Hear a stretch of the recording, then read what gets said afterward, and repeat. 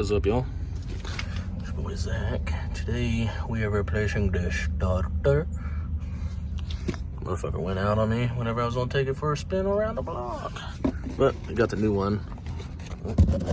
Hey y'all. Right here. Don't worry about that.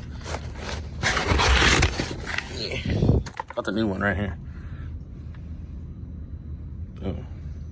It's the auto stick one, so it should have a little bit more cranking amps or whatever the hell it's called. No, I don't have to worry about the bushing too. So yeah, sweet. Now to just take that off. Let's do it. It's all right. That bolt here, where I'm trying to light at, that nut actually, is going to be a 15.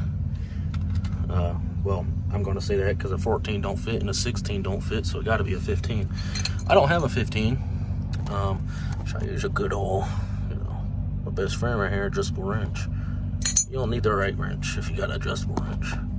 And then the top one is accessible through the engine bay, which I'll show you here in a second. But the back of that is like it's shaped as like a little half moon.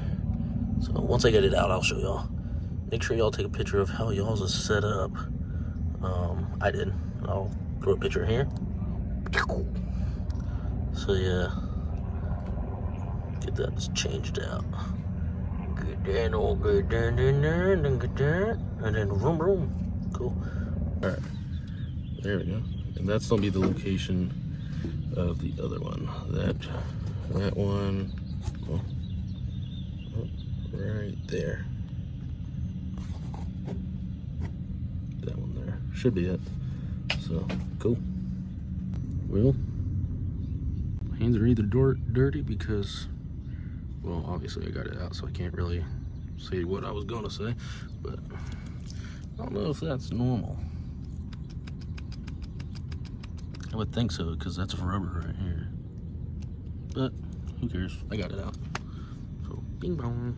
The top one is, I think it was a 14. Let's check the hardware here. Right here. Oh yeah, this is what I was talking about here, like a little half moon. I guess it's kind of like a half oval.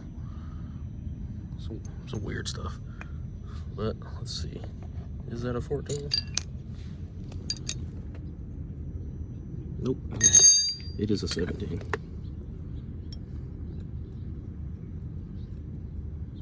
So the top one is a 17 and the bottom should be a 15. If it's not, then just use an adjustable. So yeah, cool. So now to put the new one in, and yeah, this is one that I just got from Advanced Auto Parts, so should be pretty easy to put in.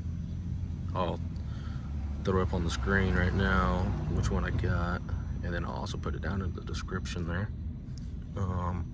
First off, I'm gonna wipe my hands off because they are filthy. This is also a perfect time. Oh, I don't know where that came from. But this is also a perfect time to make any sort of like wire fixes you want. This wire looks brand new. Need to clean it up a little bit, but it's fine. But this, you got that little thing right here. So I'm going to replace this, put a new one on there. And also fix that right there. Oops, sorry.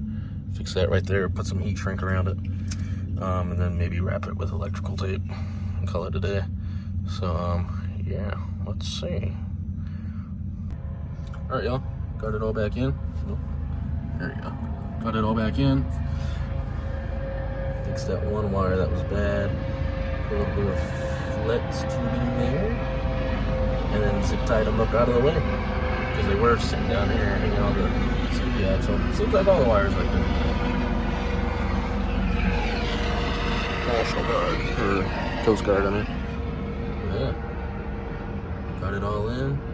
Let's see if it'll start. Well, first I gotta get the wheel back on. Right? Because if it starts, I might have to go for a test drive. So yeah, let's go.